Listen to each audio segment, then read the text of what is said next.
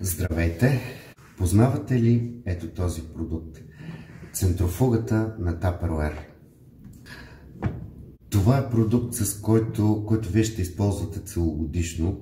Това е мултифункционално бижу от Tupperware, с което не само ще подсушите измитите салати, но можете с него и да ги измиете. С помощта на ето този капак за центрофугиране, оставяйки, изгледайте видеото до край, ще видите как точно се случва това. Тя е снабдена с противоплъзгащ пръстен, така че да не приплъзва по плътта и да стои изключително стабилно. Освен това има улей, отвор за лесно отцеждане. Не всеки път да отваряте капака, да премахвате цедката и да изливате водата, която се е отделила при центрофуженето. Освен това, тя има един допълнителен капак, който е за херметическо съхранение.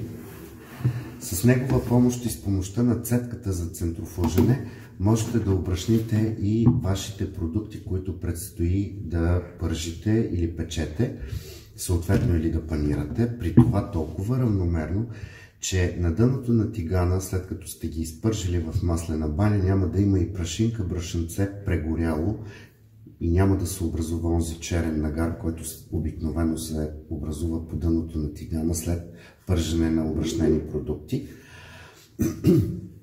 С херметическия капак можете да съхранявате, да я използвате и като съд за съхранение на свежо месо или примерно измити плодове и зеленчуци продължително време.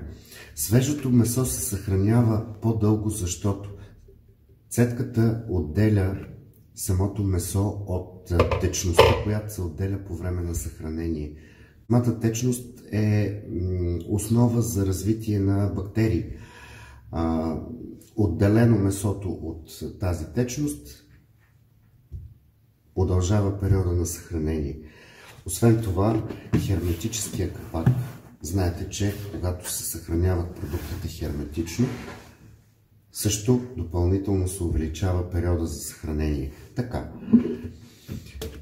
без цедката пък се превръща в една купа с вместимост почти 4 литра, за да бъда точен, точно 3900, в която можете да замесите една доза козунак или един домашен хляб, например, или друго тесто. Изключително ценен помощник, който, както казах в самото начало, ще ползвате целогодишно, защото той е мултифункционален. И още нещо, в центрофугата с помощта на цедката или без нея, и ето този капак, с помощта на цедката можете да сварите паста с ето този капак, без нея можете да направите супа от спанак. Заслужава си.